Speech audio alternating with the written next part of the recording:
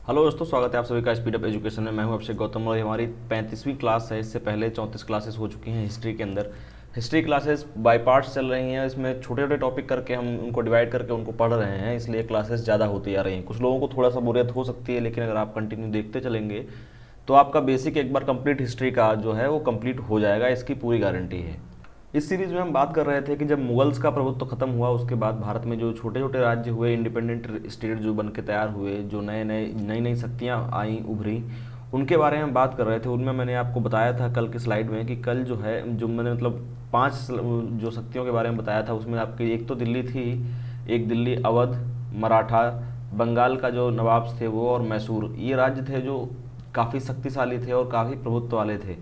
इनमें मैंने साथ में ये भी आपको बताया था कि इनका जो सिख हैं वो भी, सिखों का भी प्रभुत्व एक तरफ से बढ़ रहा था, जो कि नॉर्थ में अपना प्रभुत्व बढ़ा रहे थे, और नॉर्थ में जो है काफ़ी इंपॉर्टेंट लोकेशन जो थी वो सिखों के हाथ में भी थी। तो दो राज्यों को हमने कल देख लिया था, अवध और बंगाल के नवाबों के बारे में। आज हम देखेंगे मराठास और मैसूर के बारे में। आज की क्लास थोड़ी सी लंबी हो सकती है क्योंकि काफ़ी कुछ है इसमें पढ़ने के लिए। और बात करते हैं फिर कल की क्लास में जो सबसे इंपॉर्टेंट चीज़ थी वो था आपका battle of Plassey and battle of Buxar, जिसके बारे में आप याद रखिएगा, इनकी एग्जैक्ट डेट तक आपसे पूछी जा सकती है। बात करते हैं आज की क्लास की। आज की क्लास स्टार्ट होती है आपकी मराठा एम्पायर के साथ।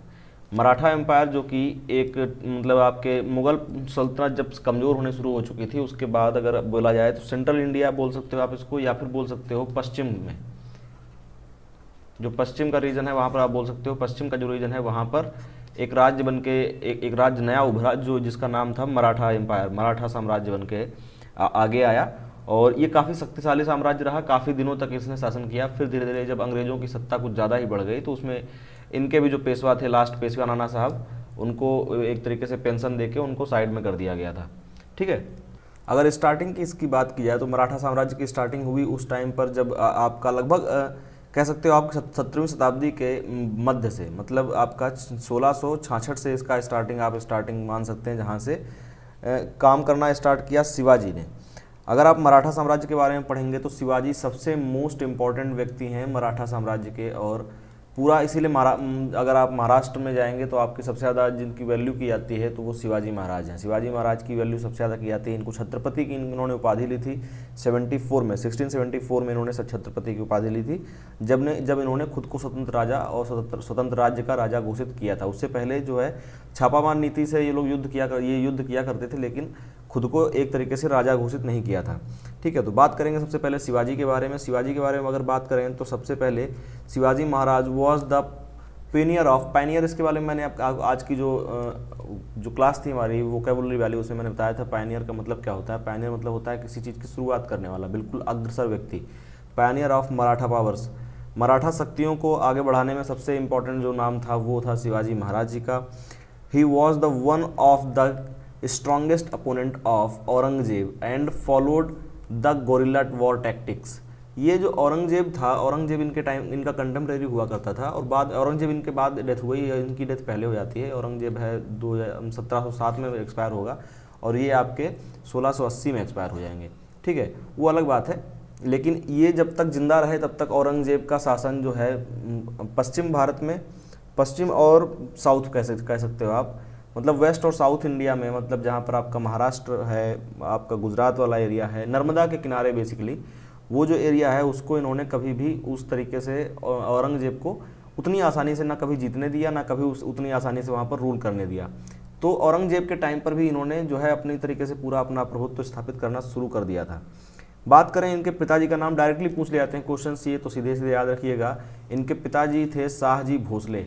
ठीक है, अगर शाहजी भोसले और इनकी जो फैमिली ट्री है उसके इनके पहले भी देखा जाए तो ये सब लोग जो हैं उग्रसेन जो हैं उनकी पीढ़ी के हुआ करते थे। सज्जन सिंह उनसे पहले हुआ करते थे। तो उग्रसेन से आप याद रखें कि उग्रसेन जी के 2 बेटे थे, उनमें से एक के बेटे के बाद जो है होते हुए तो क्या कहते हैं 1-2 पीढ़ियों बाद जो है फिर आते हैं शाहजी भोसले, और फिर उनका लड़का होता है उनके लड़के जो होते हैं वो होते हैं छत्रपति शिवाजी। ठीक है, अगर इनकी मदर की बात की जाए तो मदर का नाम था इनकी जीजाबाई। इनके जो पिताजी थे उनकी 2 वाइफ थीं, उनमें से एक जो पहली वाइफ थी जीजाबाई, उनके पुत्र थे आपके शिवाजी। ठीक है, जीजाबाई कौन थी? डॉटर ऑफ यादव साहब देवगिरी। ये मैंने पॉइंट इसलिए लिखा है क्योंकि यहाँ से आपको एक बार फिर से रिकॉल होगा कि मैंने आपको पढ़ाया था जब साउथ के स्टेट्स, तो मैंने आपको साथ में बताया था कि देवगिरी में कौन थे। देवगिरी जो एक जगह है, देवगिरी जो साउथ में जगह थी, देवगिरी में यादवों का शासन था। ये चालू उनके टाइम पर, राष्ट्रकूट के टाइम पर भी देवगिरी में यादव ही हुआ करते थे और वो बार बार विद्रोह किया करते थे। जब मैंने आपको अलाउद्दीन खिलजी के बारे में पढ़ा है तब भी मैंने आपको बताया था कि देवगिरी पे आक्रमण करके अलाउद्दीन खिलजी ने काफ़ी सारा धन जो है यहाँ से इकट्ठा किया था। तो ये सब चीज़ें हिस्ट्री में बार बार अगर आप पढ़ते आएंगे तो आपस में रिलेट होती चली जाएंगी। बात करते हैं इनकी वाइफ्स के बारे में। इनकी भी 2 पत्नियाँ थीं। पहली पत्नी का जो नाम था साईबाई निम्बालकर, ठीक है, पहली पत्नी का नाम था साईबाई निम्बालकर एंड सेकंड जो इनकी बीवी थी उनका नाम था पुल्लाबाई। यहाँ पर भाई हो गया गलती से, पुल्लाबाई, ठीक है। कैपिटल इन्होंने बनाया रायगढ़ को। इनका रायगढ़ में ही राज्याभिषेक किया गया था, तो रायगढ़ को ही इन्होंने कैपिटल बनाया। और इनका अगर रिलीजियस टीचर की बात की जाए, जो शिष्य जिनके शिष्य रहे, ये रिलीजियस गुरु की अगर बात की जाए तो वो गुरु थे स्वामी रामदास, ठीक है, याद रखिएगा, स्वामी रामदास इनके रिलीजियस गुरु थे। ये कुछ फैक्ट वाइज बातें थी जो डायरेक्टली क्वेश्चन में पूछ ली जाती हैं आपसे। इसके बाद बात करते हैं कुछ और पॉइंट्स के बारे में। इन 1665 पहली बार जो है औरंगजेब ने इनको मारवाने के लिए किसको भेजा, Aurangzeb send Raja Jai Singh to defeat Shivaji and he forced Shivaji to the treaty of Puran, जो क्या कहते हैं पुरंदर की ट्रीटी के बारे में डायरेक्टली आपसे पूछ लिया जाता है। पुरंदर की जो ट्रीटी हुई है, पुरंदर, उसके बारे में डायरेक्टली आपसे पूछ लिया जाता है, इसलिए बात याद रखिएगा। राजा जयसिंह था जिसके साथ युद्ध हुआ था शिवाजी का, और उसमें उनको राजा पुरंदर की ट्रीटी करनी पड़ी थी। उस ट्रीटी के बाद इनको इनके बहुत सारे दुर्ग जो थे जिन पे इन्होंने अपना कब्जा कर रखा था, बहुत सारे दुर्ग, बहुत सारे किले जो हैं वो इनको देने पड़ गए थे। बहुत सारे किलों का नुकसान हुआ था इनको इस ट्रीटी के बाद। इसके बाद जस्ट एक साल बाद 1666 में Shivaji along with his son, यहाँ पर हिज होना चाहिए, with his son Sambhaji were trapped in Agra but somehow he managed to escape from the jail.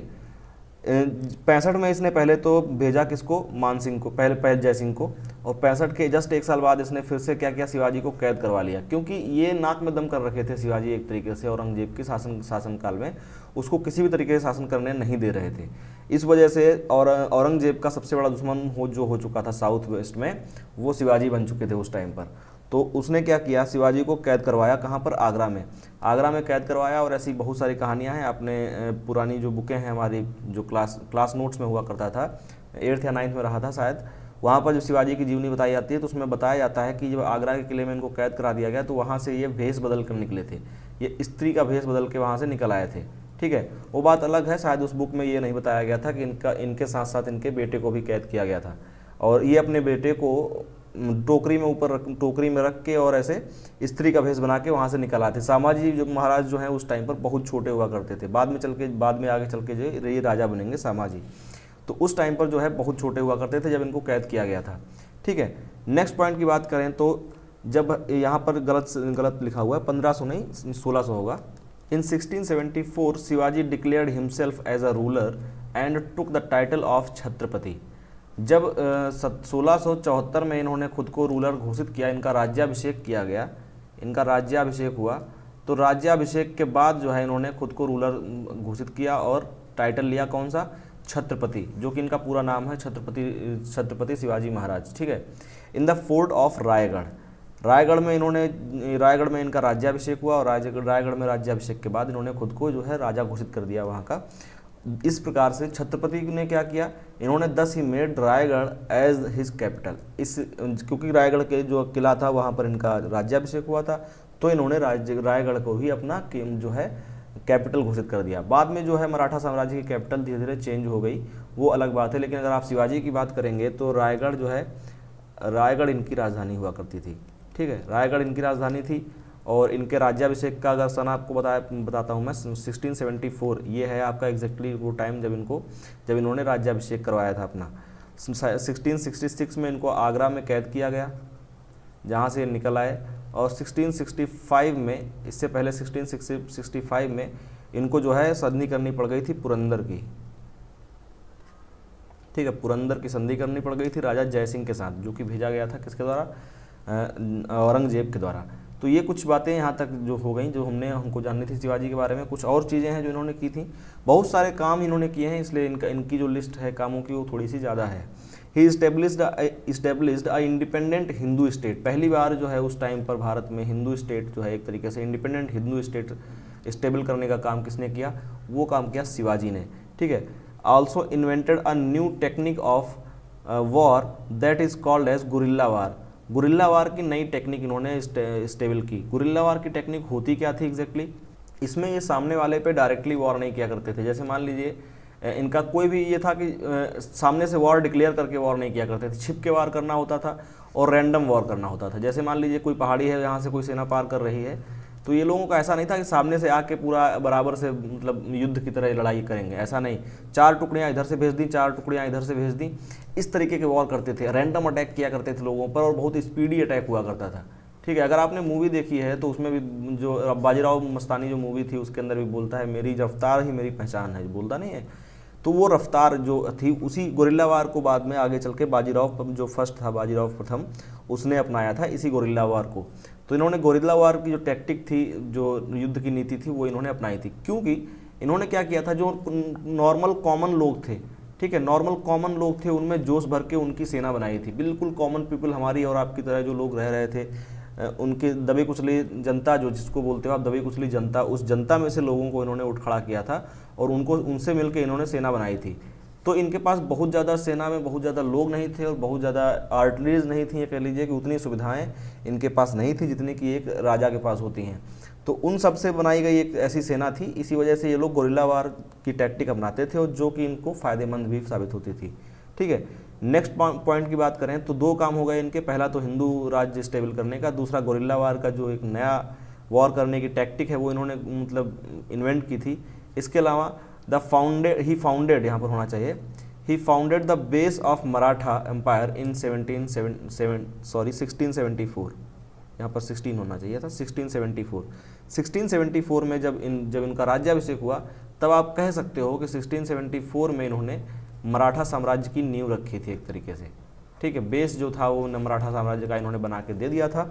उसके बाद आगे आने वाले जो शासक थे उन्होंने काफ़ी अच्छे तक इसको संभाला। फिर धीरे धीरे जो है वो डिके होता चला गया। जो हर जो जितनी भी डायनेस्टीज हुई, जितने भी राजा बने, उन सब के साथ हुआ है कि कुछ अच्छे शासक रहे, कुछ प्रभावशाली शासक रहे, उसके बाद जो आने वाले शासक रहे शायद उतने कैपेबल नहीं हुए, इस वजह से धीरे धीरे वो साम्राज्य जो है ख़त्म होता चला गया, ठीक है। नेक्स्ट पॉइंट करें, one of the most important works that are done by Chhatrapati Shivaji. ये तो सिर्फ एडजेक्टिव वाली लाइन थी। वो काम क्या था? Shivaji Maharaj was to establish a discipline navy. इन्होंने एक डिसिप्लिन नेवी भी जो है उस टाइम पर इन्होंने एक डिसिप्लिन नेवी बनाई थी। इसी वजह से इनको आप कह सकते हो कि भारतीय जो नौसेना है, जो भारतीय नौसेना है, उसका फादर कहा जा सकता है, ठीक है। भारतीय नौसेना का फादर कह सकते हो आप इसको, जनक कह सकते हो इनको। ये एक अलग चीज़ थी जो इन्होंने की थी, बाकी अभी तक किसी ने ऐसा नहीं किया था। इससे पहले वो बात अलग है कि अगर आप देखेंगे, जो मैंने पढ़ाया था, तुगलक साम्राज्य पढ़ाया था, उस टाइम पर मैंने बताया था कि सुमात्रा और जावा पर आक्रमण करके उनको अपने कब्जे में कर लिया था। वो अलग चीज़ थी, लेकिन पूरी जो आर्मी एक तरीके से होती है, डिसिप्लिन्ड आर्मी पूरी तरीके से, वो किसी ने नहीं बनाई थी, वो बनाई आकर शिवाजी ने। तो ये भी एक बहुत इंपॉर्टेंट और बहुत थोड़ा सा अलग हटके काम था जो इन्होंने किया है, जो लोगों को नहीं पता होता है। हिंदू राष्ट्र के बारे में आप, स्वतंत्र हिंदू राष्ट्र के बारे में आप चारों तरफ सुनते रहते होंगे। आजकल तो इलेक्शन का टाइम है, तो ये बिल्कुल रेगुलर सी बात है। और महाराष्ट्र में इनका सबसे बड़ा स्टैचू भी बनने वाला है, जिसके लिए बहुत सारे रुपए दिए गए हैं, जिस पर ही पॉलिटिक्स होती रहती है। तो वो सब चीज़ें, ये तो खैर जो ऐसी चीज़ें थी जो आप बार बार सुनते रहते हो। गोरिल्ला वार टैक्टिक्स, शिवाजी का नाम आप हमेशा जुड़ता है और उसको आप सुनते रहते हो। नई चीज़ जो है वो ये थी कि इन्होंने डिसिप्लिन नेवी का भी इन्वेंशन किया था, जो कि बहुत कम लोगों को पता होती है। तो आप ये चीज़ जरूर याद रखिएगा, ठीक है। नेक्स्ट पॉइंट क्या है? The administration of Maratha empire was in the hands of 8 prime ministers of the state that are called as Ashtapradhan. जो इनका पूरा एडमिनिस्ट्रेशन था वो 8 लोगों के हाथ में हुआ करता था। 8 जो मेन मतलब जो मिनिस्टर्स हुआ करते थे उनके हाथ में होता था, जिनको बोला जाता था अष्टप्रधान। और इन अष्टप्रधानों में से सिर्फ जो पंडित होता था, जो मतलब कर्मकांड वाले काम कराया करता था, सिर्फ पंडित और न्यायाधीश, ये 2 ऐसे पद थे। पंडित और न्यायाधीश के 2 ऐसे पद थे जिनको छोड़कर जो युद्ध में भाग नहीं लेते थे, इनको छोड़कर बाकी जितने मतलब लोग थे वो सभी युद्ध में भाग लेते थे। जिसमें सबसे पहले तो पेशवा हुआ करता था, जिसको आप प्रधानमंत्री बोल सकते हो, सबसे मेन होता था पेशवा। और उसके बाद आत्माज होते थे, वकील होते थे, बहुत सारे दरबारी होते थे, बहुत सारे और बीच में पोस्टें हैं, उन सही पोस्टों को आपको याद नहीं रखना है, बस इतना याद रखिए कि पेशवा जो था उसको आप प्रधानमंत्री बोल सकते हो, प्रधानमंत्री होता था एक तरीके से, और जो छत्रपति होते थे उनको आप राष्ट्रपति बोल सकते हो, ठीक है। छत्रपति राष्ट्रपति थे और जो आपका पेशवा था वो प्रधानमंत्री हुआ करता था। धीरे धीरे राष्ट्रपति की ताकत कम होती चली गई और पेशवा की ताकत बढ़ती चली गई, जैसा कि अपनी जो आपका लोकतंत्र है वैसा उसमें बना हुआ है कि राष्ट्रपति की ताकत जो है बहुत ज़्यादा नहीं दे रखी गई है, प्रधानमंत्री की ताकत बहुत ज़्यादा है। सिमिलर काम होता रहा मराठास के टाइम पर। पहले छत्रपति की ताकत बहुत ज़्यादा हुआ करती थी, फिर धीरे धीरे शिवाजी के बाद 3-4 पीढ़ियों के बाद जो है वो ताकत जो है छत्रपति की ख़त्म हो गई और साम्राज्य जो है वो पूरी तरीके से पेशवाओं के हाथ में आ गया, ठीक है। और फिर पेशवाओं की भी ताकत कम हो जाएगी, फिर अंग्रेज़ों के हाथ चली जाएगी, वो अलग चीज़ है। बात करते हैं नेक्स्ट पॉइंट की। नेक्स्ट पॉइंट क्या है, 1/4 part of the total revenue generated from the land was taken as the land tax, ठीक है। जो भू राजस्व का टैक्स लिया जाता था वो कितना था, 1/4 था, ठीक। Which was also known as chautha, इसको चौथा भी बोला जाता था, चौथ या चौथा बोला जाता था, ठीक है। ये इसका नाम था चौथ या चौथा, इस नाम से जाना जाता था। ये जो है आपका राजस्व विभाग में जो टैक्स लिया जाता था ज़मीन से जो उपज होती थी उससे। आगे मैंने इनके जो वो क्या कहते हैं आने वाले जो छत्रपति थे उनके बारे में लिखा हुआ है कि आफ्टर शिवाजी फिर कौन बनता है, संभाजी, जो इनके पुत्र होते थे, सन ऑफ शिवाजी। फिर बने क्या, राजा राम, जो कि सन ऑफ शिवाजी, मतलब पहले ये बड़े बेटे थे और दूसरे छोटे बेटे थे वो राजा राम थे। और उसके बाद आता है शिवाजी सेकंड, जो राजा राम जी के पुत्र थे। फिर छत्रपति साहू जी आएंगे जो कि सन ऑफ संभाजी को जिनको कैद कर लिया जाता है और उसके बाद वापस इनको छोड़ दिया जाता है। तो इनका जो बेटा था वो बनता है बाद में छत्रपति साहू जी, जिनका नाम था छत्रपति साहू जी, वो थे संभाजी के बेटे, ठीक है। और उसके बाद में Raja Ram second set to be the son of Shivaji second. ये set to be the son of Shivaji second इसलिए लिखा हुआ है क्योंकि ये इनके दत्तक पुत्र थे, इनके रियल पुत्र नहीं थे, ठीक है। After Raja Ram second Peshwa became the prime leader of Maratha empire and Chhatrapati was just a post who used to live in Satara. ये सिर्फ और सिर्फ छत्रपति जो थी वो सिर्फ और सिर्फ एक पोस्ट बन के रह गई, जैसे कि राष्ट्रपति होता है जो क्या कहते हैं राष्ट्रपति भवन के अंदर रहता है, वहाँ से रिलेट करके आप आसानी से याद रख सकते हैं इस चीज़ को। तो पेशवाओं की ताकत बढ़ती चली गई, जैसे कि आपने मूवी में देखा होगा छत्रपति साहू जी हैं, छत्रपति साहू जी के टाइम पर जो है आपका बाजीराव प्रथम जो है, जिनकी मूवी बनी थी, बाजीराव प्रथम छत्रपति साहू जी के टाइम पर बनते हैं, पेशवा बनते हैं और उनके बाद पेशवाओं की ताकत कुछ ज़्यादा बढ़ जाती है और जो छत्रपति होते हैं वो पूरी तरीके से सिर्फ एक पोस्ट में तब्दील हो जाती है, सिर्फ एक पदवी होती है जो मिलती है और वो एक सतारा का जो किला है उसमें बस रहते हैं, ऐसो आराम में रह रहे होते हैं, उनकी कोई चलती नहीं है। जो एक तरीके से पावर्स होती हैं वो सभी हो जाती हैं किसके हाथ में, पेशवाओं के हाथ में, ठीक है। तो हम बात करते हैं पेशवा ऑफ मराठा एम्पायर्स। जो पेशवाज थे वो कौन कौन से थे, उनका कैसा क्या हिसाब किताब था, उनके बारे में जानते हैं। सबसे पहले पेशवा जो थे वो थे बालाजी विश्वनाथ, जो कि बाजीराव के मतलब पिता थे, बालाजी विश्वनाथ, जिसको मूवी में अभी अगर आपने मूवी ढंग से देखी है तो याद होगा आपको, शुरुआत में ही बोलता है, पूरा डायलॉग है उसका, मैं बालाजी विश्वनाथ पुत्र बालाजी विश्वनाथ करके आगे पूरा डायलॉग बोलता है कि खुद को पेशवा के पद के मतलब जो है काबिल समझता हूँ, ऐसा कुछ डायलॉग है, ठीक है। तो इन 1713 देखिए डेथ हुई थी उनकी 1680 में, शिवाजी की डेथ हुई थी 1680 में और 1680 की डेथ के बाद पेशवा का जो पहली बार पेशवा जो बने वो बने 1713 में। पहली बार ऐसे पेशवा जो ताकतवर पेशवा थे और जो मतलब पेशवा जो इससे पोस्ट थी वो उनके टाइम पर भी हुआ करती थी, लेकिन वो पूरी तरीके से उनके अंडर आती थी, लेकिन जिनको अलग से पूरा साम्राज्य संभालने को दिया गया तो वो थे बालाजी विश्वनाथ, जो कि पहले पेशवा बनकर आए, ठीक है। Became the first Peshwa of Maratha empire, और इनको मिला कहाँ, पुणे। जितने भी पेशवा थे ये सभी के सभी पुणे से रूल किया करते थे और जो छत्रपति होते थे वो सतारा में बैठते थे, ठीक है। छत्रपति सतारा में बैठा करते थे और पेशवा जो हैं वो पुणे में बैठा करते थे, जो आपको मूवी में भी आपने देखा होगा। इसके बाद बात करते हैं बालाजी विश्वनाथ के बारे में। अगर बात की जाए तो शिवाजी के बाद इनको आप बोल सकते हो कि जो मतलब मुगल जो क्या कहते हैं मराठा एम्पायर है उसको सेकंड फाउंडर भी इनको आप बोल सकते हो, ठीक है। क्योंकि एक बार तो उन्होंने जो है मराठा एम्पायर को बना दिया था, लेकिन उसके बाद जो बीच का ये टाइम रहा वो 80 में उनकी डेथ हुई, उसके बाद से 1713 तक का ये 30 साल का जो गैप रहा, इसमें मराठाओं की ताकत उतनी ज़्यादा नहीं थी जितनी कि पेशवाओं के हाथ में आने के बाद हुई। जब बालाजी विश्वनाथ को पेशवा बनाया गया, ये पहले पेशवा बने, उसके बाद जो इन्होंने वो था कि इन्होंने अच्छे से इसको फिर से स्टेबल किया था, ठीक है। फिर बालाजी जो है, बालाजी की डेथ होती है और उसके बाद बाजीराव जो है वो बनता है पेशवा। नया पेशवा जो नेक्स्ट पेशवा बनता है वो बनता है बाजीराव। मात्र 19 साल की आयु में इनको पेशवा बना दिया जाता है। मात्र 19 साल इनकी एज होती है उस टाइम पर जब इनको पेशवा बनाया जाता है। और वो आपने खैर जो डायलॉग है वो आपने सुना ही होगा। ये जो इमेज लगी हुई है ये भी मूवी से ली हुई है, यही इमेज है रणवीर सिंह की। बात करते हैं कुछ इनके कामों के बारे में। He was an incredible leader and warrior. Incredible मतलब होता है अद्वितीय, जिसकी तरह जैसा कोई और ना रहा हो हिस्ट्री में। तो आप कह सकते हैं कि एक अद्वितीय लीडर था जिसने जितने भी युद्ध लड़े वो सभी के सभी जीता। He fought 41 battles in his 40 years of life. 40 साल की लाइफ में इसकी डेथ हो गई थी। 19 साल में इसने जो है पेशवा का शासन संभाला था। तो आप ये मान सकते हैं लगभग 20 या 21 साल मान लीजिए, 20 या 21 साल का शासन रहा। जब 20 या 21 साल के शासन में 20 से शासन स्टार्ट किया, 40 तक शासन किया, तो इस 20 साल के शासन में इन्होंने 41 बार जो है लड़ाइयाँ लड़ी और 41 में से 41 लड़ाइयाँ इन्होंने जीती थी।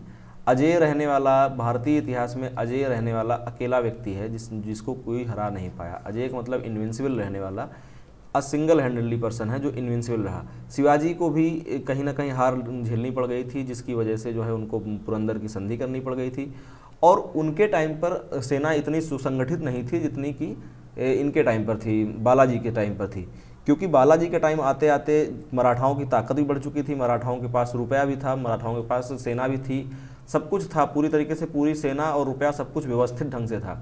अगर वही बात की जाए शिवाजी के टाइम की, तो शिवाजी के टाइम तो वो कंस्ट्रक्शन कर रहे थे, एक नए साम्राज्य के बनाने की कोशिश कर रहे थे, तो वो पहले शासक के तौर पे थे।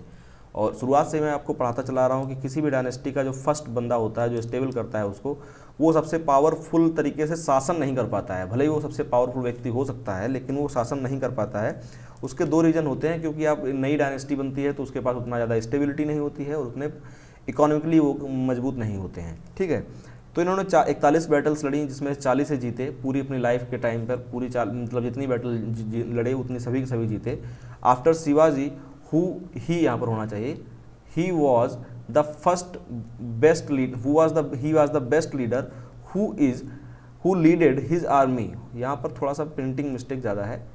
ही leaded his army according to guerrilla war, जिसने अपनी आर्मी को फिर से जो है एक गुरिल्ला वार की टैक्टिक्स जो थी, जो शिवाजी ने दी थी, गुरिल्ला वार की टैक्टिक्स इसने फिर से अपनाई और उसी स्पीडी तरीके से जो है उसने हमले करने, जब भी किसी पर हमला करता था उसी स्पीडी तरीके से करता था।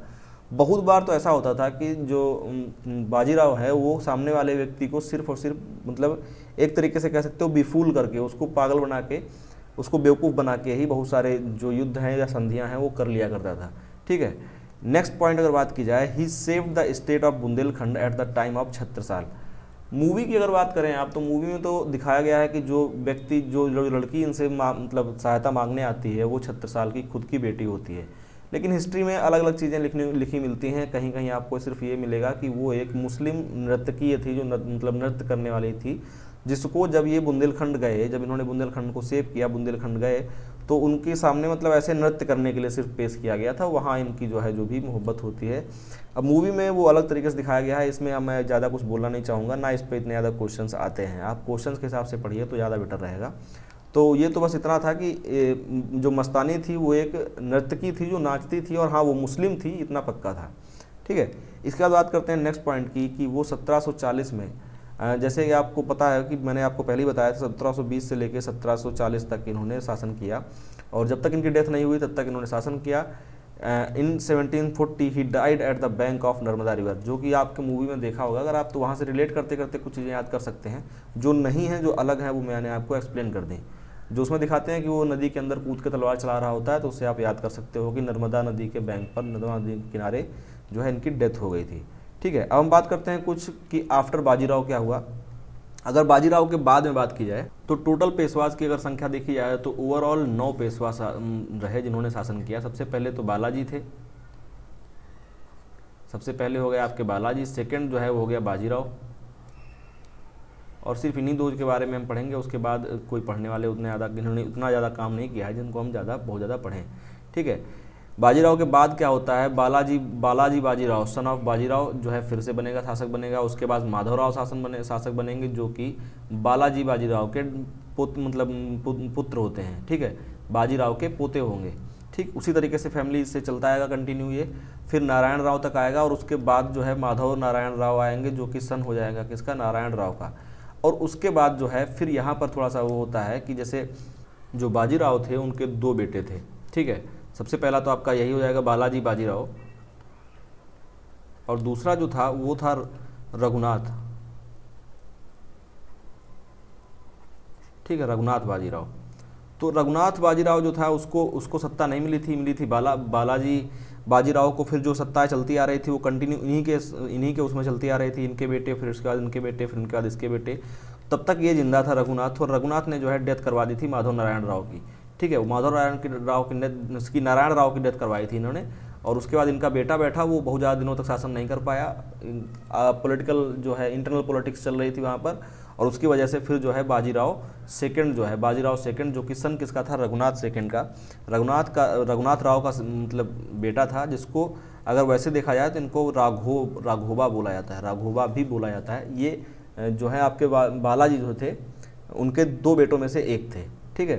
बाजीराव जो थे, जो मेन कैरेक्टर हैं बाजीराव, जिनसे रिलेट करके आपको पूरा याद करना है।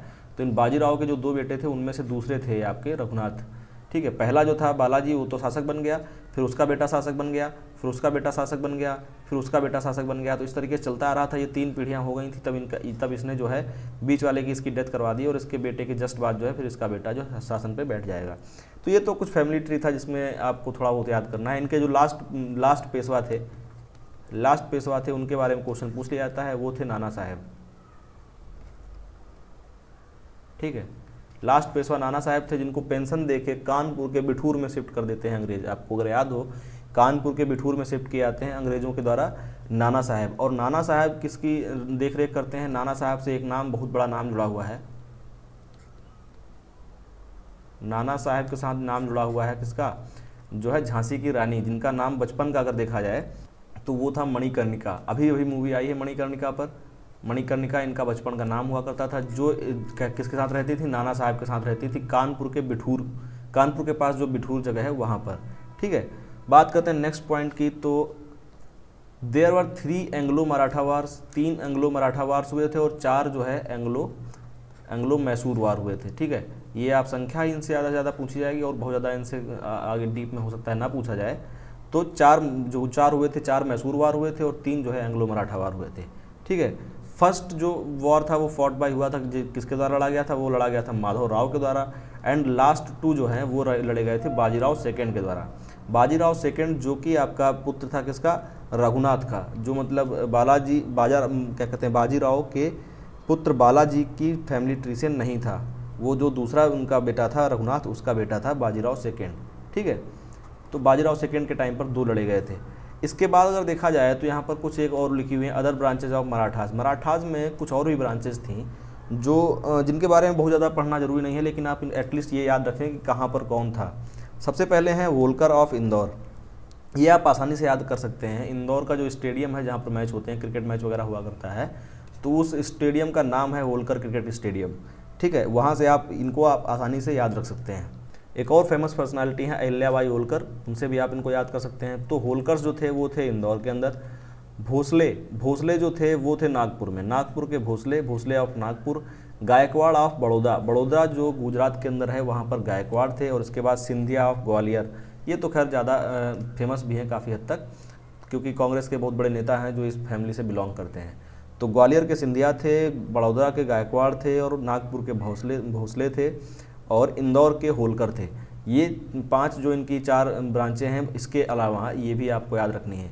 आगे चल के पॉलिटिकली इसमें बहुत कुछ हो जाता है, ये लोग आपस में एक दूसरे को नीचा दिखाने की कोशिश करने लगते हैं, वो सब चीज़ें खैर होती रहती हैं, आगे चल के बढ़ जाती हैं, इन सब में हो जाती हैं, उतना आपको नहीं पढ़ना है। ये तो हो गया मराठास के बारे में। अगर आप इस बारे में मराठास को एक बार फिर से रिवाइज़ करें तो आपको इसमें सबसे ज़्यादा इंपॉर्टेंट जो है, तो आपको याद रखना है सबसे पहले कि जो इनकी राजधानी थी शिवाजी महाराज की, जो शिवाजी के टाइम पर राजधानी थी वो थी रायगढ़। राज्याभिषेक हुआ इनका 1674 में। 1666 में इनको आगरा में कैद किया गया था, जो आपसे क्वेश्चन डायरेक्टली पूछ लिया जाता है कभी कभार। और इसके अलावा 1665 में इनको पुरंदर की संधि करनी पड़ गई थी। ये कुछ पॉइंट्स हैं जो आपको शिवाजी से याद रखने हैं। इनके माताजी का नाम, पिताजी का नाम, ये भी आपसे पूछा जा सकता है। और इनके जो टीचर थे स्वामी रामदास, ये भी इनका भी नाम याद रखिएगा, ये भी पूछे जा सकते हैं। इसके अलावा इनके द्वारा जो काम किए गए वो मैंने आपको एक्सप्लेन कर दिए हैं। उसमें सबसे इम्पॉर्टेंट जो मुझे लगता है वो ये है कि इन्होंने डिसिप्लिन भारतीय नौसेना बनाई थी, जो कि थोड़ी सी अलग है। बाकी सबके बारे में आप जानते होंगे। गुरिल्ला वार के इन्वेंटर हैं, स्वतंत्र हिंदू राष्ट्र स्टैब्लिश करने में इनका सबसे इम्पोर्टेंट काम था। इसके अलावा इनके टाइम से ही, शुरुआत से इन्होंने किया था कि जो शासन करने वाले लोग थे वो अष्ट प्रधान बोला जाता था। 8 लोग होते थे, 8 मिनिस्टर्स हुआ करते थे, जो पूरा साम्राज्य संभाला करते थे, पूरे साम्राज्य का शासन संभालते थे। और ये एक जो है मेन लीडर की तरह बैठे रहते थे, मतलब मेन लीडर रहते थे ये। इन्होंने एक ऐसा सिस्टम बनाया था। इनके बाद जो आने वाले थे उनमें छत्रपति साहू जी हैं, जो इम्पोर्टेंट हैं। इनके टाइम पर जो पेशवा थे उन्होंने जो है मराठा साम्राज्य को बहुत ज़्यादा फैलाने का काम किया था, इसलिए छत्रपति शिवाजी जो है वो थोड़े इंपॉर्टेंट हो जाते हैं। जो राजा राम सेकंड हैं वो इस लास्ट पेशवा होते हैं, और इसके बाद जो है पेशवाई लगभग एक तरीके से सिर्फ और सिर्फ एक पोस्ट में तब्दील होकर रह जाती है। इसके बाद बात करते हैं पेशवाज की। तो मराठा पेशवाज में सबसे पहला नाम जो है इम्पोर्टेंट है वो है बालाजी विश्वनाथ, जो कि बाजीराव जो फर्स्ट हैं उनके पिताजी थे। बाजीराव फर्स्ट के पिताजी 1713 में पहली बार पेशवा बनते हैं। ठीक है। इसके बाद सबसे इम्पोर्टेंट फिगर जो है पूरे पेशवाई में वो है आपका बाजीराव फर्स्ट। ठीक है। बाजीराव फर्स्ट जो है वो सबसे इम्पोर्टेंट पेशवा होते हैं, जिन्होंने सबसे ज़्यादा साम्राज्य को फैलाया था और सबसे ज़्यादा लड़ाइयाँ लड़ी थी अपने 20 साल के पेशवा वाले कैरियर में। इन्होंने 41 लड़ाइयाँ लड़ी और सभी के सभी जीती थी। 40 साल की एज में इनकी डेथ हो जाती है 1740 में। ठीक है। इसके अलावा आपको अगर याद रख सकते हैं तो याद रख लीजिए कि इनका जो लास्ट रूलर था बाजीराव सेकंड, जिसने मतलब लास्ट रूलर नहीं था, जिसने जो थोड़ा सा इम्पोर्टेंट और प्रभुत्वशाली जो पेशवा थे वो थे बाजीराव सेकंड, जिन्होंने 2 युद्ध लड़े, जो है एंग्लो मराठा युद्ध सेकंड और एंग्लो मराठा थर्ड। जो 2 युद्ध थे वो इन्होंने लड़े थे। उससे पहले जो फर्स्ट हुआ था वो लड़ा माधवराव ने। ठीक है। तो ये कुछ चीज़ें इंपॉर्टेंट जो थी, जो मैंने आपको एक बार फिर से रिवाइज करा दी। इसके बाद हम बात करेंगे मैसूर स्टेट की। आज की क्लास थोड़ी सी लंबी हो रही है, मैं चाहता तो इसको नेक्स्ट क्लास में खींच सकता था, लेकिन मैंने सोचा शायद बेटर है कि मैं आपको इसी क्लास में इसको कंप्लीट करवाऊँ। तो मैसूर जो स्टेट है वो क्या था? It was a part of Vijayanagara empire, but in 1565, ये इससे पहले की बात हम कर रहे हैं, इन 1565 न्यू डायनेस्टी नेम्ड वादियार नाम की नई डायनेस्टी जो थी वो स्टेबल हुई कहाँ पर? मैसूर में। और उसने अपना एक इंडिपेंडेंट स्टेट बना लिया था मैसूर के अंदर। ठीक है। उसके बाद इसी स्टेट में आगे चलकर जो है हैदर अली आएंगे। हैदर अली अपना वर्चस्व स्थापित करेंगे। और हैदर अली के टाइमलाइन की अगर बात की जाए तो 1740 में जब बाजीराव की डेथ हो चुकी है, अगर उससे आप रिलेट करते हैं तो उसके बाद 1760 में हैदर अली जो है खुद को स्वतंत्र राजा घोषित करते हैं। ठीक है। इससे पहले अगर हैदर अली की बात की जाए तो हैदर अली जो है एक बिल्कुल सिंपल फैमिली से बिलोंग करते थे। He belong to a very simple family of Kolar district of Karnataka. Karnataka में के अंदर एक कोलार डिस्ट्रिक्ट है जो काफ़ी इंपॉर्टेंट है, बार बार आता रहता है इसका नाम, और इसके बारे में आपको बार बार एक्सप्लेन भी करता रहता हूँ। सोने के लिए काफ़ी इंपॉर्टेंट है। एक नई मूवी भी इस पर आई है। मैंने आपको पहले ही बताया था कि जब इंडस वैली सिविलाइजेशन मैंने आपको पढ़ाया था तो बोला था वहाँ पर कि कोलार एक जगह है जहाँ से ये लोग सोने का व्यापार किया करते थे। तो कोलार वही कोलार है जो कर्नाटक के अंदर अभी फ़िलहाल जो एक डिस्ट्रिक्ट है वो भी बना हुआ है। तो वहीं पर के जन्मे थे आपके हैदर अली। और फिर क्या हुआ था? He started his journey of success being a soldier in the army of Fateh Mohammad. Fateh Mohammad की आर्मी में सबसे पहले एक सैनिक के तौर पर भर्ती हुए और फिर सैनिक अधिकारी बने, और उसके बाद जो है धीरे धीरे इनकी काबिलियत को देखते हुए जो है इनको एक बहुत इंपॉर्टेंट रोल दे दिया गया। फिर जो प्राइम मिनिस्टर उस टाइम का हुआ करता था, जो मंत्री होता था मैसूर का, उसने क्या किया इनको, जिसका नाम था नंदराज। ठीक है। नंदराज जो था उसने क्या किया, इसने गेव जो दिनदुगल एक जगह है, दिनदुगल का जो फोर्ट था उसको इसको हैदर अली को दे दिया। मतलब हैदर अली को वहाँ का सूबेदार बना दिया, वहाँ की प्रोटेक्शन करने के लिए दे दिया इसको हैदर अली को। अब हैदर अली धीरे धीरे अपनी लाइफ में आगे बढ़ते जा रहे थे, और जब इनको डिंडीगुल जो एक जगह थी, डिंडीगुल, इसको मैं हिंदी में लिख देता हूँ, थोड़ा सा कन्फ्यूजिंग नाम है, डिंडीगुल। तो डिंडीगुल का जब फोर्ट इनको मिल गया तो इन्होंने डिंडीगुल के फोर्ट को अपने हिसाब से विकसित करना स्टार्ट कर दिया। ठीक है। Hyder Ali was a illiterate person, ये बिल्कुल अशिक्षित व्यक्ति था। सो ही अपॉइंटेड जो उस जब इलिटरेसी को दूर करने के लिए उसने खंडे राव को अपॉइंट किया। ठीक है, सो ये अपॉइंटेड खंडे राव अब पंडित, जो कि एक पंडित थे बाई कास्ट अगर देखा जाए, क्योंकि उस टाइम पे माना भी जाता था कि जो पंडित लोग थे उनका टैक्टिक्स में बहुत अच्छा हुआ करता था। जैसे कि चाणक्य हुए और भी जितने भी लोग हुए, वो अधिकतर कहीं ना कहीं बिलोंग करते थे पंडित होने से या कहीं ना कहीं उससे, क्योंकि पढ़ने लिखने का इन सब चीज़ों की जो एक तरीके से सुविधाएं थी और जो छूट थी वो इनको मिली हुई थी उस टाइम पर। ठीक है, इसके बाद क्या हुआ, एज एडवाइज़र इसने क्या किया, जो खंडे राव थे, खंडे राव को अपने एडवाइज़र के तौर पे नियुक्त किया। खंडे राव, मैं लिख देता हूँ एक बार फिर से, खंडे राव, जो खंडे राव व्यक्ति था उसको अपना एडवाइज़र नियुक्त किया। एंड सम फ्रांसिस ऑफिसर, सब जो फ्रांसिस ऑफिसर्स थे उनको लाया कहाँ पर, for the development of the modern tactics in army. उसने दो काम किए हैं यहाँ पर। देखिए आप, हैदर अली और टीपू सुल्तान के बारे में बात की जाए अगर, तो इनकी इंपॉर्टेंट चीज़ ये थी कि इन्होंने आधुनिकता को अपनाया था। सबसे अच्छी चीज़, इन्होंने पुराने कामों को पुराने तरीके से नहीं जीने की कोशिश की थी, इन्होंने आधुनिकता को अपनाया था। ठीक है, आधुनिक जो चीज़ें हो रही थी, जो मॉडर्न टैक्टिक्स थे, मॉडर्न तरीके थे लड़ने के, और मॉडर्न जो काम हुआ करते थे वो इन्होंने अपनाए थे और अपनी जो राज्य में भी इन चीज़ों को इम्प्लीमेंट किया था। ठीक है, he established a modern art gallery in, यहाँ पर गलत लिखा हुआ, आर्ट गैलरी नहीं, आर्टिलरी होना चाहिए यहाँ पर। ठीक है, आर्टिलरी होता है, वो आर्टिलरी थी जो मॉडर्न आधुनिक, इसने एक आर्टिलरी वहाँ पर स्थापित की थी। कहाँ पर, डिंडीगुल के अंदर। डिंडीगुल जो कि एक जगह थी, दुर्ग था जो इसको मिला हुआ था। इसने सबसे पहले तो वहाँ पर एक आधुनिक हथियारशाला कह लीजिए, वहाँ पर ऐसी एक जगह बनाई जहाँ पर उसने आधुनिक हथियारों को इकट्ठा करना शुरू किया था। ये किसी भी बड़े राजा का या बड़े शासक का एक काम होता है, जहाँ भी उसको बैठने की जगह मिलती है या जहाँ भी उसको रहने की जगह मिलती है, पहले उसको एक अच्छी तरीके से स्टेबल करता है, पहले अपनी शक्ति को बढ़ाता है, फिर सामने वाले पे आक्रमण करता है। तो पहले इसने जो दुर्ग मिला था उसको अच्छे से संभाल लिया। फिर क्या हुआ, आगे चल के with the help of Khande Rao जो कि इसका सलाहकार था, वो एक बहुत अच्छा कूटनीतिक था। ठीक है, षड्यंत्रकारी था, बहुत अच्छा षड्यंत्र करता था, कूटनीति बहुत अच्छी थी उसकी। With the help of Khande Rao, Hyder Ali declared himself as a ruler of Mysore. उसने जो है वहाँ का जो प्राइम मिनिस्टर था उसको एक तरीके से मरवा दिया, उसकी हत्या करवा दी और मैसूर का राजा बन गया खुद। कब, 1760 में। ये सन जो है आप याद रखिएगा, 1760 में जो है ये मैसूर का राजा इसने खुद को डिक्लेयर कर दिया। ठीक है, इसके अलावा इसके बाद बात की जाए, he was the first person who defeated English army in the Deccan was Hyder Ali. ठीक है, वो व्यक्ति जिसने पहली बार इंग्लिश आर्मियों को हराया, यहाँ पर व्यक्ति नहीं सेना होनी चाहिए, कभी कोई एक व्यक्ति कभी किसी सेना को नहीं हराता है, उसकी सेना हराती है। तो हैदर अली पहला व्यक्ति था जिसकी सेना ने पहली बार डेक्कन के अंदर, जो डेक्कन एक मतलब आप कह लीजिए डेक्कन प्लेटू है हमारा, दक्षिण का पठार है, वहाँ पर पहली बार किसी एक सैनिक ने, किसी एक सेना ने इंग्लिश सेना को हराया, वो थी हैदर अली की सेना। ठीक है, अली की सेना थी जिसने पहली बार जो है अंग्रेज़ों को हराया। इससे पहले एंग्लो मराठा वार होते रहे थे, उसमें मराठाओं की जीत कभी पूरी तरीके से नहीं हुई थी। वो जीत कन्वर्ट करने में, या ये कह लीजिए इसके बाद खैर एंग्लो मराठा वार हुए थे, इससे पहले नहीं हुए थे, उनमें भी जीत बहुत ज़्यादा मराठास की नहीं हुई थी।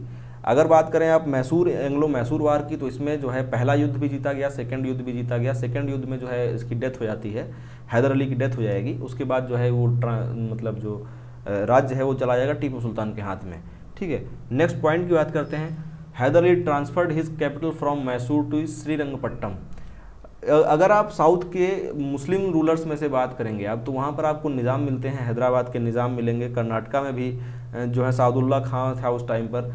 तो इन सब में जितने भी मुस्लिम लीडर साउथ में हुए हैं, क्योंकि साउथ में जो है अच्छे लीडर जो हुए हैं एंशिएंट टाइम से, वो सभी के सभी शैव भक्त या वैष्णव या फिर जैन धर्म के मतलब रहे हैं। साउथ में बहुत ज़्यादा मुस्लिम इन्वेजन नहीं हो पाया था। तो मॉडर्न इंडिया के आते आते साउथ में जो मुस्लिम रूलर्स में सबसे इंपॉर्टेंट रहे हैं, उसमें हैदर अली और जो टीपू सुल्तान है, दोनों का नाम सबसे ऊपर आता है। और दोनों का काम करने का तरीका उन एंशिएंट टाइम से, या कह लीजिए जो मुग़ल साम्राज्य था या जितने और शासक रहे हैं, उन सबसे काफ़ी हट के था। ये काफ़ी मॉडर्न सोच के लोग थे, दोनों के दोनों जैसे काफ़ी मॉडर्न सोच के लोग थे, और इन्होंने डेवलपमेंट पे काफ़ी काम किया है। और अगर काम की बात की जाए तो बहुत ज़्यादा काम भी किया है। और बहुत सारी चीज़ें तो इनके बारे में सिर्फ गलत फैला रखी गई होती हैं कि एंटी हिंदू होना, या बहुत सारी चीज़ें फैला रखी गई हैं। अगर आप देखेंगे टीपू सुल्तान का इतिहास पढ़ेंगे तो इसने अपनी खुद के जो मिनिस्टर्स थे उनमें बहुत अच्छी पोस्ट जो है हिंदुओं को दे रखी थी। और सिर्फ हिंदुओं को ही नहीं, उसके अलावा इसके जो कूटनीतिज्ञ जो थे वो भी, और इनके जो एम्बेसडर्स थे वो बहुत अलग अलग जगहों पे, तुर्किस्तान, तुर्किस्तान, ईरान, इराक, जो उस टाइम पर जितने भी शासक हुआ, जितने भी अलग अलग साम्राज्य हुआ करते थे, सब जगहों से इसकी राजनीतिक जो पकड़ थी वो बहुत अच्छी थी। काफ़ी लिटरेट, मतलब एक तरीके से पढ़ा लिखा, काफ़ी समझदार व्यक्ति था टीपू सुल्तान। क्योंकि हैदर अली इलिटरेट था तो इसने अपने जो बेटे के अंदर है, सबसे पहली चीज़ जो की थी वो था कि इसको उसने पढ़ाया था। इसके बारे में आपको स्टोरीज मिलती हैं, बहुत सारी अलग अलग कहानियाँ हैं जो हैदर अली और टीपू सुल्तान के बारे में मिलेंगी। काफ़ी इंस्पिरेंस, मतलब क्या कहते हैं, इंस्पायर करने वाली स्टोरीज मिलेंगी, क्योंकि एक बाप अपने बेटे को किस तरीके से बेटर बनाना चाहता है वो आपको दिखेगा हैदर अली की सोच के अंदर। ठीक है, हैदर अली की डेथ कब हुई? 1762 में जो है, ये सेकंड जो एंग्लो वार चल रहा था, 1782 में, sorry, he died in 1782 after being wounded in the second Anglo war. ये सेकंड एंग्लो वॉर जब चल रहा था तो उसमें जो है इसको बहुत, मतलब बुरी तरीके से जख्मी हो गया, और उसके बाद जो है हैदर अली की डेथ हो गई। हैदर अली की डेथ के बाद आता है सबसे महान शासकों में से एक, अगर बात करें हम साउथ के मुस्लिम शासकों में से, तो सबसे महान शासकों में से एक रहा टीपू सुल्तान। ठीक है, इसकी महानता को आप अंदाज़ा लगाएंगे कि सबसे पहली बार रॉकेट का इस्तेमाल किया इसने, और इसने एक तरीके से अंग्रेज़ों के नाक में दम कर रखी थी।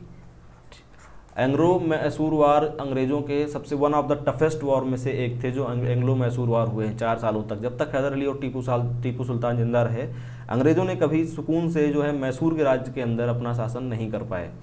एक इंग्लिश व्यक्ति था थॉमस मुनरो। थॉमस मुनरो ने इसके बारे में कहा था कि ये एक ऐसा व्यक्ति था, टीपू सुल्तान एक ऐसा व्यक्ति था जो, मतलब इसके बारे में ये बात कही गई थी कि टीपू सुल्तान नई रीतियों को चलाने वाला एक अशांत आत्मा था। ठीक है, नई रीतियों को चलाने वाली एक अशांत आत्मा थी। अशांत आत्मा इसलिए कहा गया क्योंकि लाख कोशिशों के बाद, लाख जो इनके एक तरीके से कूटनीतिक हिसाब किताब चलता रहता था उस टाइम पर किसी तरीके से इनको ओवरटेक करने का, उन सभी हजारों कोशिशों, लाखों कोशिशों के बावजूद जो है टीपू सुल्तान ने कभी हार नहीं मानी, और उसने यही कहा था कि मैं आधिपत्य जो है नहीं स्वीकार करूंगा, भले ही मेरे पिताजी की तरह मेरी भी डेथ हो जाए। तो वही हुआ इसके साथ। आगे चल के चौथे वॉर के अंदर जो है टीपू सुल्तान मार दिया जाता है। फिर जो है पूरी तरीके से इसमें भी इनके खुद के दरबार के लोग मिले हुए होते हैं, खुद के दरबारी मिल जाते हैं, क्योंकि अंग्रेजों के पास एक टैक्टिक थी फूट डाल के राज्य करने वाली।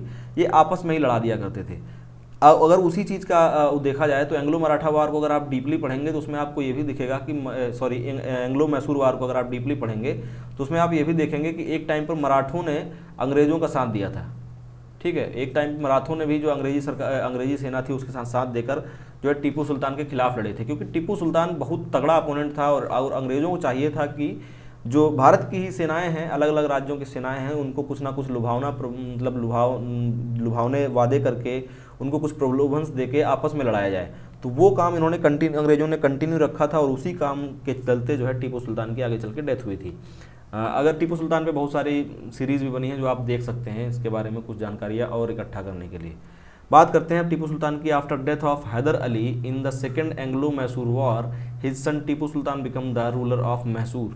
ठीक है, ये तो मैंने आपको बात पहले ही बता दी कि सेकेंड वॉर में इसकी डेथ हो गई थी हैदर अली की, उसके बाद जो है टीपू सुल्तान को रूलर बना दिया गया था। नेक्स्ट पॉइंट की बात करें, इन 1787 टीपू सुल्तान टुक, ये बार बार गलत लिखा होता है, टुक द टाइटल ऑफ बादशाह एंड स्टार्टेड न्यू कॉइन्स।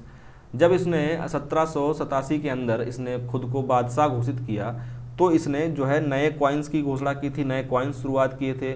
और इसके अलावा बात की जाए तो जो हिंदू नाम होते हैं कैलेंडर के, जैसे चैत वैशाख आषाढ़ सावन, हिंदू और फारसी नाम, मतलब जो मतलब हिंदू कैलेंडर हुआ करता था, हिंदू कैलेंडर को और आधुनिक कैलेंडर को, ये इन दोनों कैलेंडर्स को इसने लागू किया था फारसी कैलेंडर को हटाकर। इससे पहले मुगल साम्राज्य के द्वारा जो फारसी कैलेंडर था वो चला आ रहा था, तो इसने फारसी कैलेंडर को जो है, मतलब फारसी कैलेंडर को हटाकर उसकी जगह पर जो है हिंदू कैलेंडर जो नाम हुआ करते थे महीनों के, उनके हिसाब से इसने कैलेंडर स्टार्ट करवाया था, जिसको बाद में इसके शासनकाल में मतलब चलाया गया आगे।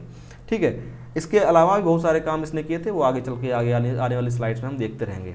Tipu Sultan planted a tree, जिसने एक ट्री भी इसने प्लांट किया था, which is called as the tree of independence. इसको बस इसलिए बता दिया है मैंने आपको, एक अच्छा सा तथ्य था जो आपको थोड़ा सा इन्वायरमेंटली भी अवेयर करेगा, इसलिए मैंने यहाँ पर लिख दिया था कि उसने एक ऐसा पेड़ लगाया था जिसको बोलता था कि स्वतंत्रता का वृक्ष है। ठीक है, श्रीरंगपट्टम में लगाया गया था ये। ठीक है, ये अगर जगह की बात की जाए श्रीरंगपट्टम में लगाया गया था। ये बताने वाली बात इसलिए नहीं थी क्योंकि टीपू सुल्तान के टाइम आते आते श्रीरंगपट्टम जो इनकी कैपिटल थी, और ज़्यादा से ज़्यादा जो काम होते हैं वो कैपिटल में ही हो रहे होते हैं, इसलिए आप आसानी से इसका अंदाज़ा लगा सकते थे। मैसूर से श्रीरंगपट्टनम राजधानी शिफ्ट करने का काम हैदर अली ने किया था, ना कि टीपू सुल्तान ने। ये क्वेश्चन में डायरेक्टली पूछा जा सकता है। नेक्स्ट पॉइंट की बात करें तो he was a fine leader and a good warrior along with a modern tactical person. इसको मॉडर्न टैक्टिकल पर्सन बोला गया, जैसा कि मैंने आपको पहले ही बताया था कि एक व्यक्ति था जिसने थॉमस मुनरो, जिसने इसके बारे में बताया था कि एक नई रीतियों को चलाने वाली अशांत आत्मा थी। इसके बारे में बोला था कि जो नई रीतियाँ चलाने वाला मतलब इससे पहले जो शासन हो रहा था भारत के अंदर, जो राजा लड़ रहे थे वो बिल्कुल पुराने तरीक़ों से लड़ते थे कि भाला कटार और क्या कहते हैं तलवारों के सहारे, वो तरीके से इसके लड़ने के वो तरीके हुआ करते थे सबके लड़ने के। इसने पहली बार गोला बारूद और इन सब का इस्तेमाल किया था। ठीक है, इंडिया में इसने गोला बारूद और इन सब चीज़ों को इस्तेमाल करके शासन करना, लड़ाई करने का जो काम था वो टीपू सुल्तान ने कल्चर बनाया था उसको। फिर क्या हुआ, in 1780 Tipu Sultan used rocket for the first time against English armies. जो है 1780 में पहली बार, 1780 में जब सेकेंड एंग्लो वार ही चल रहा था उस टाइम पर, जब इनके पिताजी की डेथ हुई थी, उसके बाद जब इनके हाथ में आया सब कुछ जो है मतलब कार्यभार आया, तो उस टाइम पे पहली बार जो है रॉकेट्स यूज़ किए गए थे। पहली बार जो है तोपें यूज़ की गई थी और रॉकेट्स यूज़ किए गए थे जो लोहे से जड़े हुए होते थे। उनका बाहर का पूरा कवर जो है लोहे का बना हुआ होता था, उसके अंदर फायर की जाती थी और फिर आगे जाके एक बम की तरह जाके सेना पर गिरती थी। ठीक, उसके बाद जो है जब ये वॉर हार गए, इनका पहला वॉर हारे जब ये, जो कि था एंग्लो मैसूर थर्ड। ठीक है, पहले और सेकंड में तो हैदर अली था और पहला और दूसरा दोनों जीते। उसके बाद जो है ये जब थर्ड वाला युद्ध हुआ तो थर्ड युद्ध ये हार गए। थर्ड युद्ध के बाद इनको जो है संधि करनी पड़ी श्रीरंगपट्टनम, जो कि इनकी कैपिटल थी। तो ट्रीटी ऑफ श्रीरंगपट्टनम हुई। Treaty of Srirangapatnam took place in 1792। 1792 में ये सेकंड जो ट्रीटी हुई वो हुई, जो कि हुई थर्ड वॉर के बाद, थर्ड एंग्लो जो है मैसूर वॉर के बाद, which made Tipu Sultan very weak in front of English जो है एम्पायर। इसका रीज़न क्या था कि इंग्लिश एम्पायर के सामने इतने वीक क्यों पड़ गए, तो रीज़न ये थे, according to the treaty Tipu Sultan had to give 3 crore rupees as a compensation of all the damage, यहाँ पर गलत लिखा हुआ है, all the damage that is done by Tipu Sultan and Hyder Ali had to produce to British armies and their supporters. तो यहाँ पर थोड़ा सा ग्रामेटिकली गलत लिखा हुआ है, मैं आपको समझा देता हूँ कि जितना भी नुकसान हैदर अली और इनके पिताजी के टाइम, हैदर अली और टीपू सुल्तान के टाइम पर हुआ था, जब थर्ड वॉर ये हार गए तो अंग्रेज़ों ने पूरा का पूरा जो कंपनसेशन था वो इन पे लगा दिया एक तरीके से, और उसके तहत उनको उस टाइम पर 3 करोड़ रुपए देने पड़े थे। 3 करोड़ रुपए उस टाइम पर कितनी बड़ी संपत्ति हुआ करती थी वो आप अंदाज़ा लगा सकते हैं कि कितने पहले की बात कर रहे हैं। हम बात कर रहे हैं 1792 की। आज से अगर हम बात करें तो कम से कम 200-300 साल पहले की बात चल रही है, एटलीस्ट 200 साल पहले की बात चल रही है। ठीक है, 200-225 साल पहले की बात चल रही है। तो उस टाइम पर इसकी वैल्यू बहुत ज़्यादा हुआ करती थी। जब कोई भी स्टेट इकोनॉमिकली वीक हो जाता है तो फिर उसके साथ बहुत सारी समस्याएं जुड़ जाती हैं। फिर वही हुआ, टीपू सुल्तान ने एक बार फिर से दम दिखाई और fourth Anglo Maratha war start हुआ 1799 में, और 1799 में ही ये ख़त्म भी हो गया। ठीक है, 1799 में स्टार्ट हुआ और 1799 में ख़त्म भी हो गया, क्योंकि फोर्थ एंग्लो मराठा वॉर के अंदर जो है टीपू सुल्तान की डेथ हो गई। तो इस तरीके से हमने आज जो 2 बहुत इंपॉर्टेंट स्टेट्स थे, 2 बहुत इंपॉर्टेंट जो डायनेस्टीज़ थी साउथ इंडिया की, जिन्होंने अंग्रेज़ों को अच्छी खासी टक्कर दी, उनके बारे में हमने देखा है।